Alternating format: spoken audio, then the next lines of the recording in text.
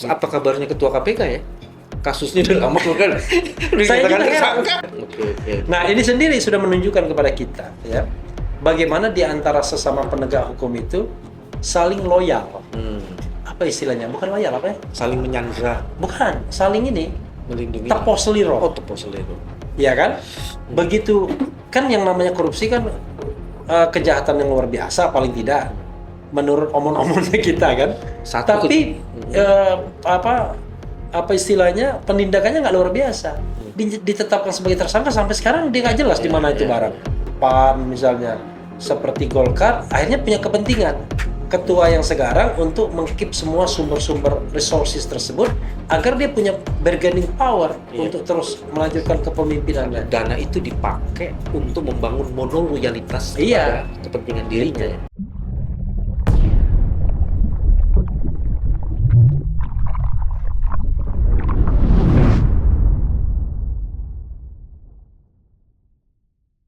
Bismillahirrahmanirrahim. Assalamualaikum warahmatullahi wabarakatuh. Waalaikumsalam warahmatullahi wabarakatuh. Teman-teman, jumpa lagi di channel ini, channel yang ingin terus-menerus menjaga kewarasan, menghidupkannya, meluaskannya, dan kemudian mempersoalkan kewarasan-kewarasan itu. Alhamdulillah, penjaga kewarasan pada kali ini adalah Sobat Refli. Karena orang mengatakan saya sedang masuk rumah sakit jiwa kan. Itu siapa tuh yang ngomong gitu? Yang ngomong itu haters, ya, buzzer. Ini ODGJ ya, ODGJ. RSJ gitu. Oke. Kasus yang nggak dibahas adalah kasus yang sangat mengganggu kewarasan kita. Oke. Sahrul Yassin Limpo. Oke. Sobat Refli, kalau saya coba petakan ya kasus Sahrul Yassin Limpo ini, dia tidak hanya membuat tumbang ketua KPK. Oke. Dan bahkan sekarang ada 2 pimpinan KPK lain ya yang terserempet kasus ini dan sekarang sedang mulai masuk di dalam pusaran labirin kita. Iya. Ternyata ini juga masuk ke partai. Oke. Karena ada dana yang katanya diberikan kepada partai untuk tunjangan Idul Fitri. Oke. Ada juga kuatnon, kalau istilahmu tuh kan, ke Pas Pampres. Andai benar ya. Iya. Seandainya benar. Jadi ini kemana-mana tuh, selain dana itu juga masuk kepada lingkungan-lingkungan tertentu di berbagai lini di masyarakat itu. Jadi kalau melihat kasus ini, apa pendapat yang Refli mau lihat? Oke. Ini Sobat BW ya? Sobat kewarasan. Sobat kewarasan. Jadi sobat kewarasan itu kalau di daerah kami Mas ya, itu Mas BW saya itu ngomong sesuatu ngajari buaya berenang. Nggak ada gunanya. Tapi karena ini untuk sobat BW kan, sobat kewarasan, itu kita dedikasikan ke sana. Jadi memang kalau saya lihat aspeknya macam-macam nih Mas ya. Karena saya hukum tata negara, aspek ke partai dulu. Ya, oke. Sayang sekali Indonesia itu tidak mengenal yang namanya hukuman terhadap partai. Selalu diindividualisasi. Jadi orangnya. Dioknumkan. Dulu pernah dicoba yang namanya corporate liability kan, corporate responsibility. Jadi yang bisa dipidanakan itu corporate-nya. Nah, lalu kemudian bagaimana corporate ini kalau dianggap sebagai partai politik juga, ya kan? Gitu. Tapi belum pernah terjadi karena the only penguasa yang bisa mempilotkan, membubarkan partai politik hanyalah pemerintah melalui Jaksa Agung dan itu ke Mahkamah Konstitusi. Sehingga apapun kasus korupsi yang melibatkan partai politik itu selalu dianggap personal responsibility, tidak pernah institusional sifatnya. Padahal dia oknums. Karena banyak nih oknums pakai S. Banyak banget. Nah, padahal kalau di Thailand misalnya karena saya pernah memantau pemilu di sana, mereka melihat kalau yang melibatkan inner circle, pengurus inti, maka itu bisa dihukum partainya. Nah, misalnya hukumannya adalah hukuman tidak boleh mengikuti pemilu berikutnya. Atau dihukum partainya dibekukan selama 5 tahun, tidak boleh mengikuti aktivitas politik apapun. Itu apapun kasus korupsinya atau hanya korupsi di bidang dalam kaitannya dengan proses demokratisasi itu. Tidak ada election proses yang ada korupsinya. Enggak, korupsi yang melibatkan partai. melibatkan bukan di proses election. Iya, melibatkan inner circle-nya. Nah, itu kan untuk menjaga governance partai politik tersebut. Nah, Indonesia kan tidak pernah ada sebesar apapun korupsinya, maka yang disalahkan adalah oknum yang terlibatnya. Padahal kalau kita lihat misalnya setoran itu ke partai, kan lewat partai bukan lewat langsung ke orang kan. Itu satu menurut saya satu catatan kita kalau kita ingin betul-betul clear yang namanya political corruption ini kan. Itu ada satu PR menurut saya. Walaupun susah. Ini bisa nggak kita dalemin? Iya. Refli, kan tadi sudah disebut corporate kena. Iya. Partai itu kan public corporate. Iya. Public institution gitu ya. Itu yang kemudian mau istilahnya apa ya? Analogikan. Jadi karena hukum korupsi kita bisa mempidanakan corporate, maaf, bisa nggak corporate itu dianggap sebuah entitas partai politik? Tentu kan kalau kita bicara pendekatan yang limitatif, corporate kan is corporate, ya kan? Tetapi kalau partai politik beda lagi, ya kan? Nah, tetapi ini kan sesungguhnya kan tetap institusi kan? Nah, tetapi ijtihad itu sampai sekarang belum diterima. Gitu. Nah, yang menarik kan gini, kalau corporate ada corporate yang dibangun memang untuk melakukan kejahatan. Jadi covernya itu corporate itu. Nah, itu artinya corporate-nya memang harus kena sanksi. Gitu ya. Kena sanksi. Terus ada lagi dipidanakan. Ada lagi corporate itu sebenarnya sebagai lembaga yang bebas nilai, tapi oknum yang di situ itu yang tadi disebut dengan core board-nya itu terlibat. Jadi dia kemudian nggak bisa dipisahkan antara corporate dan makanya begini. Makanya kalau di Thailand itu kalau keterlibatan itu secara rasional memang melibatkan pengurus intinya. Tapi pengurus intinya tentu tidak satu. Intinya adalah bahwa ada sebuah kesepakatan, ada sebuah tindakan, nah gitu yang memang secara rasional memang itu dianggap memang mewakili kepentingan partai politik tersebut. Nah, sekarang misalnya gini, yang paling gampang, Lebaran tadi ya? Pemberian THR, gratifikasi di dalam. Kan sederhana, THR ini kan bisa dianggap institusionalisasi, bisa dianggap personal. Kalau saya kasih, misalnya gini, katakanlah seorang sekjen partai atau ketua partai misalnya, minta uang kepada kadernya untuk bagi-bagi kepada kader di dalam partainya. Ya kan itu bukan tindakan personal itu kan, tindakan yang institusional. Jangan nilai besar dan kecilnya, ya kecil, tetapi bagaimana kalau nilainya gede sekali misalnya. Nah, cuma memang hukum korupsi kita itu kan tidak kejam terhadap partai politik.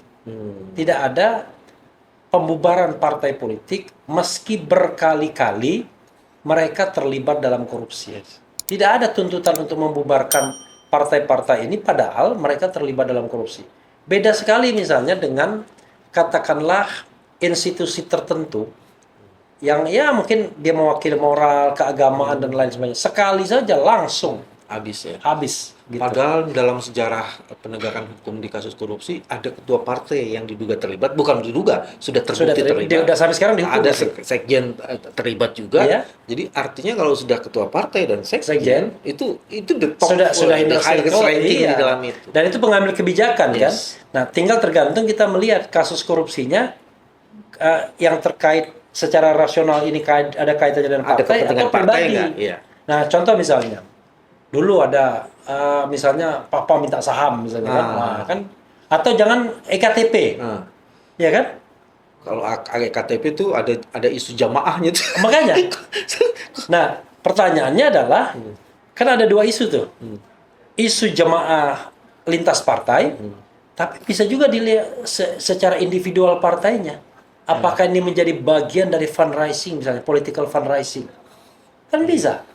Let's say dia dapat misalnya 5 juta US dollar, 4 juta masuk kantong dia, 1 juta masuk partai, kan berarti bagian dari political fundraising sesungguhnya. Nah itu nggak pernah disentuh wilayah itu. Dalam perkembangannya, pertanggungjawaban itu juga bisa diletakkan melalui satu argumen disebut dengan by omission. Kalau lembaga itu melakukan pembiaran terhadap satu kejahatan yang sudah faktual, dan kemudian dia juga bisa harus tarik bertanggung jawab. Dan dalam perkembangan sekarang bukan hanya korupsi, itu bukan hanya penyelenggara negara loh sobat. Oke. Di UNCIC itu juga dikenal yang disebut dengan corporate corruption. Ya, corporate ya. Korupsi yang dilakukan oleh Ya, itu swasta. kayak HAM juga kan. Jadi kalau dulu HAM itu negara. Tapi sekarang HAM bisa juga dilakukan oleh corporate. Iya. Misalnya pabrik nikel misalnya kan. Itu kan let's say punya swasta, tapi kemudian dia merusak lingkungan, membiarkan rakyat. Jadi bisa juga dilakukan oleh corporate. Jadi memang perkembangan itu luar biasa. Tapi yang tidak luar biasa di Indonesia adalah law enforcement-nya. Enforcement-nya masih biasa-biasa aja. SJL sekarang kita tarik ke KPK. Oke. Karena di KPK ini ada apa? Saya mau bilang paradoks di KPK ya. Ya. SJL yang diungkap kasusnya Ya. itu ternyata melibatkan pimpinan KPK. Pimpinan KPK itu tidak hanya ketua. Ya, ada orang Hari lain ternyata. ini ada persoalan salah satu komisioner yang disebut dengan Nurul Gufron Ya. diduga menggunakan Itu disebut pengaruhnya. atau namanya itu? Ya, sekarang udah mulai tersebut itu. Udah mulai tersebut di media-media itu. Karena Mas Bambang bilang pemimpin KPK yang disebut dengan Nurul Gufron, bukan nama itu ya? Nama. Oh, nama ya.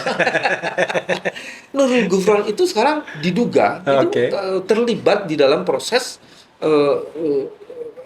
penempatan orang-orang tertentu Ya. yang menjadi bagian dari familinya itu ke Departemen Pertanian. Ya. Dan bahkan kemudian juga melibatkan Alex. Itu Ya. diduga seperti itu. Hmm. Dan ini agak mengerikan. Itu yang disebut dengan trading in influence. Ya. Itu di dalam memperdagangkan pengaruh. Ya. Itu ternyata lembaga seperti KPK bisa kejebak. Oke. Jadi begitu dibongkar kasus SJL Ya. dan kasus itu dipakai untuk melakukan transaksi Iya. yang melibatkan penegak hukum di situ. Mas Dan- BW ya. Boleh nggak saya agak sombong sedikit? Ya kan? Boleh dong. Kamu biasanya sombongnya banyak deh, bukan Sedikit. Jadi one day ya kan, mungkin jabatan publik sedikit publik sebenarnya. Yang pernah saya emban itu adalah komisaris utama. Oh ya, Ya kan? Jasa Marga ya? Jasa Nggak boleh Marga dan disebut ya? Pelindo. Oh, Boleh, boleh. nggak ada masalah. Satu lagi Pelindo Pelindo satu, di Medan. di Medan. Ya. Yang saya lakukan dan barangkali sulit sampai saat ini orang tiru adalah saya tidak merekrut satu pun karyawan. Baik untuk Dewan Komisaris maupun saya titipkan di corporate. Jadi orang nggak bisa mengatakan, wah ini ada orang referee dan lain sebagainya. Karena saya tahu betul, kalau itu dilakukan, maka berat. Tidak pernah juga nitip proyek. Nah, itu lebih lagi kan. Kalau karyawannya aja Kamu tidak, nggak punya staf ahli yang nempel di kamu dan kemudian Iya. menjadi bagian dari itu? itu namanya komite audit. Jadi cara merekrutnya adalah Oke. silakan mereka mendaftar dan Ya. itu bukan kolega saya. Iya, iya, Mereka iya. mendaftar lalu kita Dewan Komisaris mengujinya. Iya. Nah, saya sebagai komut biasanya mempersilahkan Anggota komisaris yang anggota lainnya untuk menguji. Lalu setelah itu kita gimana?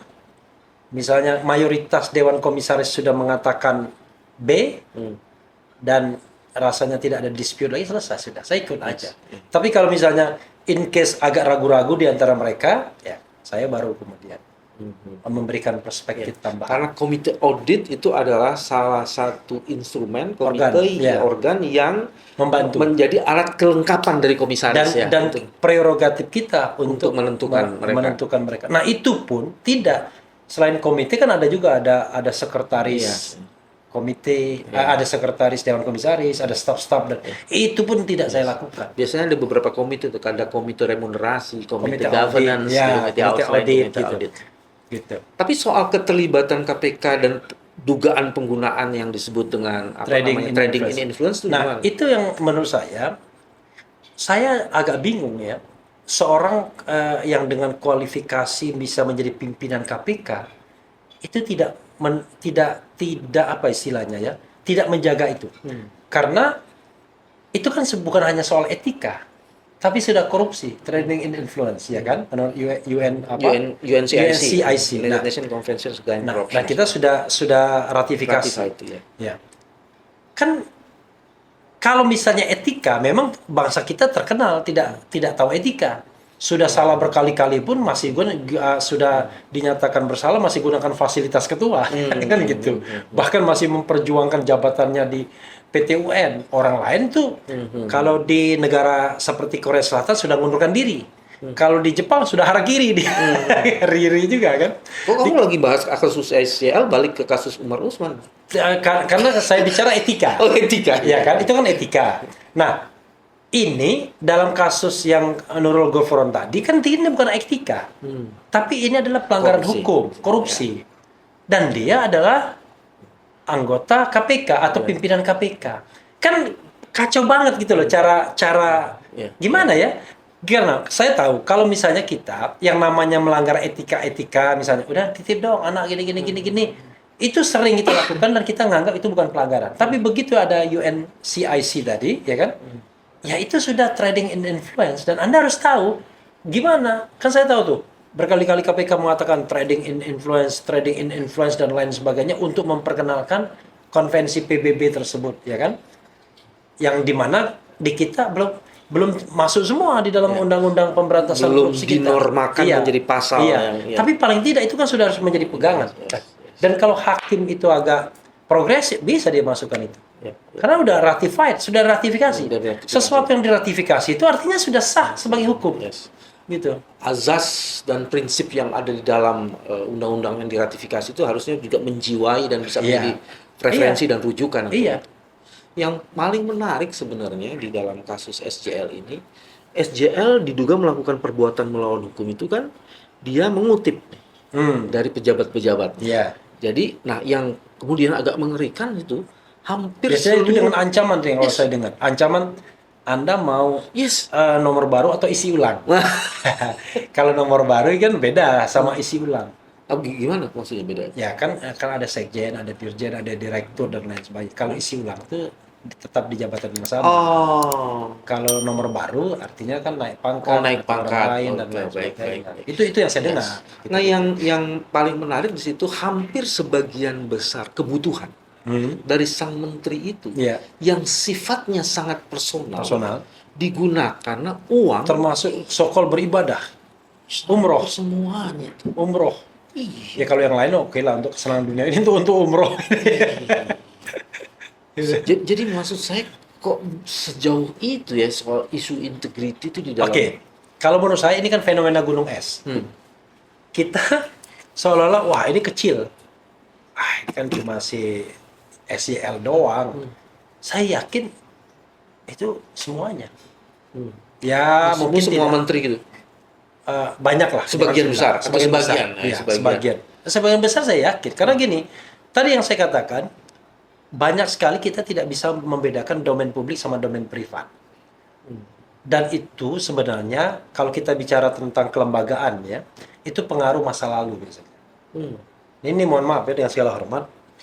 Biasanya kalau kita menjabat di jabatan tertentu zaman-zaman dulu, kan tidak ada yang namanya pejabat itu beranak atau beristri, ya kan?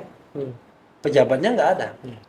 Tapi ada entitas yang, ini agak seksi sedikit, misalnya Dharma Wanita, yang kemudian bisa menggunakan fasilitas dinas untuk kepentingan personal. Gitu.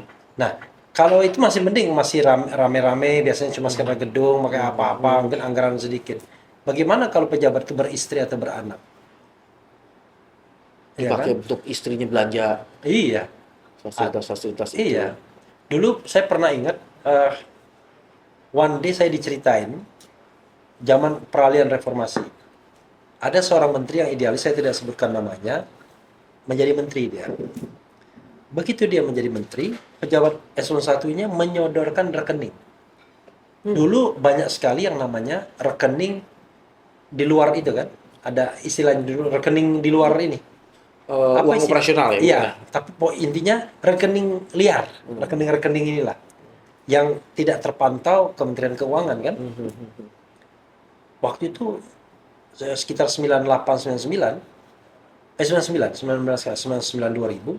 itu nilainya sampai puluhan miliar atau ratusan miliar. Ditanya, uang apa ini? Ini Pak, ini kutipan selama ini. Jadi ada pos penampungan. Penampungan kutipan-kutipan itu kan setiap kementerian kadang-kadang dia punya kewenangan untuk mengeluarkan surat, mengeluarkan izin dan lain sebagainya kan. Dan itu uang semua. Yang resmi ada, misalnya yang resmi advokat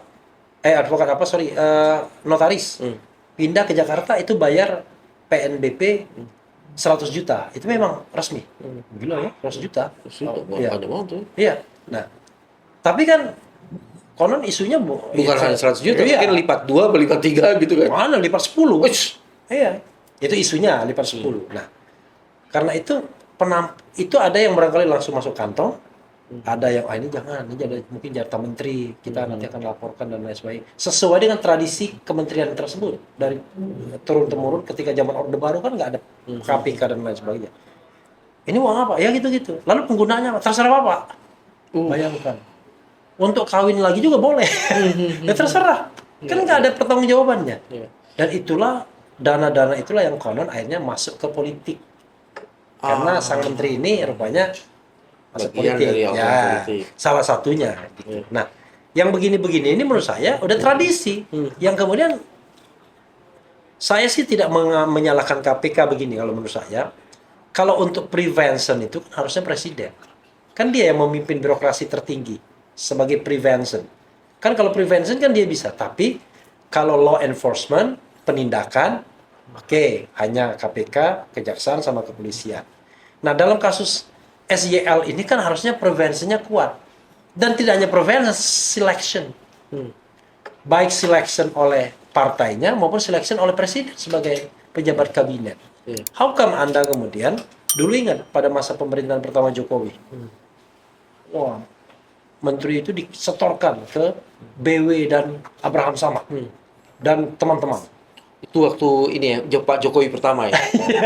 Ada stabilo merah, ada stabilo hijau, ada stabilo kuning, ya kan? Hijau ada nggak hijau? Nggak ada ya? Ini mesti tanya ke Abraham Samad. Karena statementnya yang bikin Abraham Samad itu. Kita kaget-kaget juga setelah itu kan. Ya. Tapi paling tidak bisa menghalangi orang tertentu untuk masuk kan, yang dianggap bermasalah. Periode kedua kan nggak ada lagi. Nggak ada. Padahal kalau kita lihat rekodnya yang kita diskusikan ini, isu tentang dia kan sudah di daerah tuh banyak sekali. Salah satunya ini, mohon maaf, kita harus, ini isu ya, sekali lagi sorry, mohon maaf, isu. Misalnya isu katakanlah apa istilahnya ya, drug. Gitu misalnya, ya kan, penyalahgunaan obat misalnya. Kan itu kan sudah isu yang tersebar di mana-mana. Harusnya ada klarifikasi dan konfirmasi itu maksudnya. Iya, gitu. Nah, kok bisa? Karena orang ini kan bukan genuine dari partai yang sekarang dia tempati. Kita kan sebelumnya kan partai X, kalau nggak salah Pak Golkar dulu kan, gitu. Artinya kan dia pindah itu bukan dalam kondisi kosong, dalam kondisi yang berisi.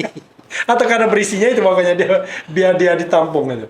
Nah itu juga membuat partai politik jadi kehilangan elan restoratifnya kan jadinya kan.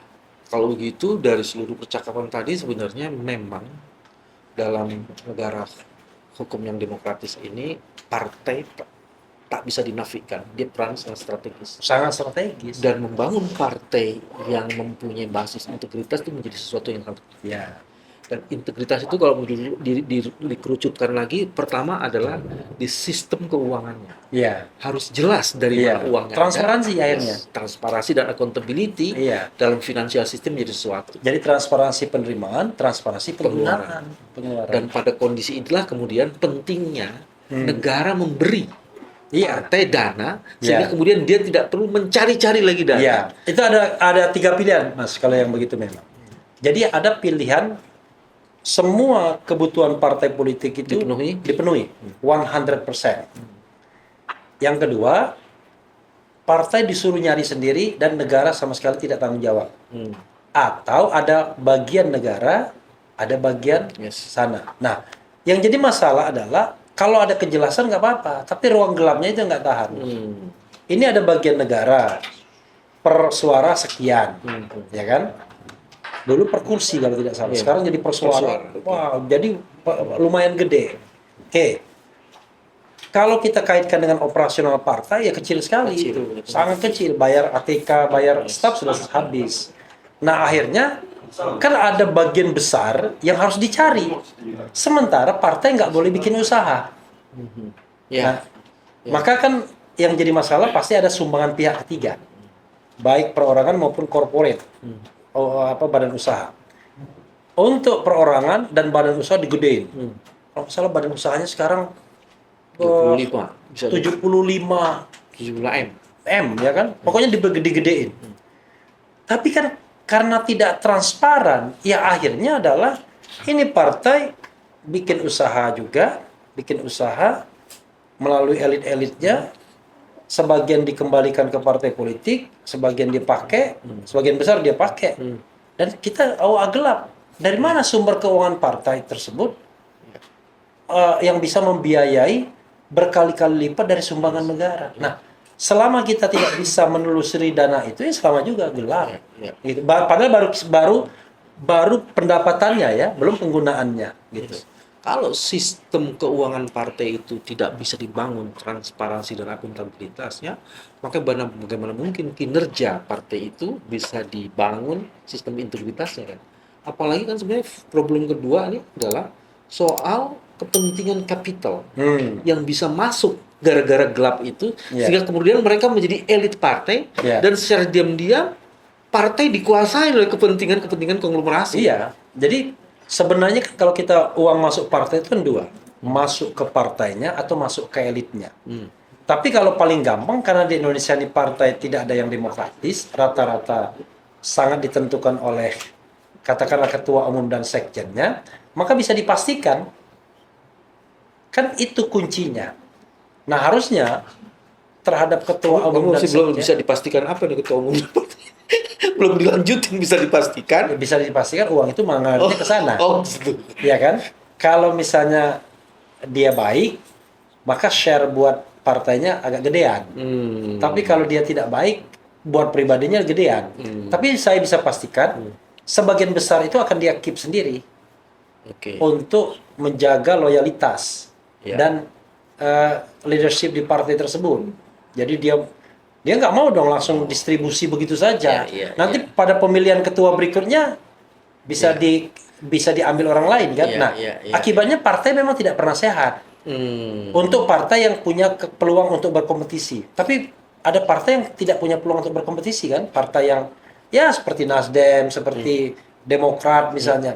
Sulit kita mengatakan akan ada demokrasi internal. Demokratisasi internal di dalam tubuh partai. Nah, tapi ke partai yang berkompetisi tadi, seperti PAN misalnya, seperti Golkar, akhirnya punya kepentingan ketua yang sekarang untuk mengkeep semua sumber-sumber resources tersebut agar dia punya bargaining power untuk terus melanjutkan kepemimpinannya. Dana itu dipakai untuk membangun monoloyalitas kepada kepentingan dirinya. Nah, jadi menurut saya memang akhirnya, makanya saya kan selalu bicara tentang perombakan yang struktural. Jadi nggak bisa kita menyelesaikan ini dengan day-to-day pemerintahan. Day-to-day pemerintahan itu biasanya dia sangat sektoral, sangat parsial, kan? Tapi tidak struktural. Apa kabarnya ketua KPK ya? Kasusnya udah lama kan? Saya juga heran. Nggak. Karena saya lihat dia jual apa rumah. Karena dijual, hubungi Firly. Banyak sekali, coba lihat ada beberapa. Hubungi Firly. Cuma Firly-nya pakai Y nih. Kalau itu kan nggak pakai Y ya. Nah, ini sendiri sudah menunjukkan kepada kita ya. Bagaimana di antara sesama penegak hukum itu saling loyal. Apa istilahnya? Bukan loyal apa ya? Saling menyandra. Bukan, saling ini melindungi. Tepos seliro. Tepos seliro. Iya kan? Begitu kan yang namanya korupsi kan kejahatan yang luar biasa paling tidak. Menurut omon-omonnya kita kan.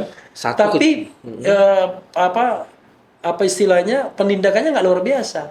Ditetapkan sebagai tersangka sampai sekarang dia nggak jelas di mana itu barang. Itu orang ya, bukan barang, orang. Gitu. Dan karakter kedua dalam tipikor itu tindak pidana korupsi, dia well organized. Nah, jadi jangan-jangan itu menjadi bagian dari kepentingan bersama yang nggak dilindungi. Ya, jangan-jangan. Jadi akhirnya disuruh pergi aja. Kan beratnya begitu. Ya, saya gini. Kita ini kan ingin kebaikan negara ini kan. Menurut saya negara ini terlalu banyak di capture, ya kan, dibajak oleh orang-orang yang secara formal kita kasih kekuasaan. Baik langsung seperti wakil rakyat atau melalui wakil kita atau melalui pemimpin kita. Nah, itu yang jadi masalah di penegak hukum ada. Dulu saya menganggap at least ada 2 champion masih kan. KPK sama MK. Setelah DPD kena juga waktu itu kan. Tapi sekarang nggak ada lagi. Bayangkan. MK kena, KPK kena. Nah, setelah 26 tahun reformasi, di mana salah satu klaimnya adalah memberantas KKN, nggak ada lagi contoh baik champion di mana pemberantasan KKN tersebut dianggap berhasil atau pembersihan. Dulu kan namanya Bambang Wijoyanto itu bicara tentang Island of Integrity, ya kan? Integrity Island, ya kan? Nggak ada lagi. Nggak ada lagi. udah tenggelam. Nggak ada lagi. Udah tenggelam semua. Itu bahkan sekarang muncul frasa kata korupsi justru merebak di lembaga pemberantasan korupsi. Oke. Kenapa? Karena dia tahu betul bagaimana cara yang aman untuk korupsi. Melakukan korupsi secara aman. Aman, ya kan? Aman, damai, dan sesuai dengan prinsip-prinsip tata kelola pemerintahan yang tidak baik. Jadi kasus SJL sebenarnya SJL itu sebenarnya bisa mengungkap bagaimana modus operandi korupsi bekerja, siapa pihak-pihak yang terlibat, dan seberapa besar uang dipakai dan cara cheatingnya itu. Ya, itu kan pakai logic thinking kita kan. Itu sama juga dengan kasus Sambo. Ya kan? Kasus Sambo juga bisa mengungkap itu. Bukan kasus pembunuhannya, tapi begitu ditemukan uang ratusan miliar, ditemukan yang dititipkan ke ajudan saja jumlahnya bisa ratusan juta, ya kan? Ya. Itu lalu ada yang triliunan dan lain sebagainya. Tapi kan momentum-momentum seperti itu kan tidak pernah dimanfaatkan tadi, karena well organized tadi kan. Sehingga ketika kita berharap KPK yang menindak itu, kita ragu sekarang. Berharap penegak hukum lain menindaknya, kita ragu. Akhirnya ini menjadi omon-omon publik aja, gitu.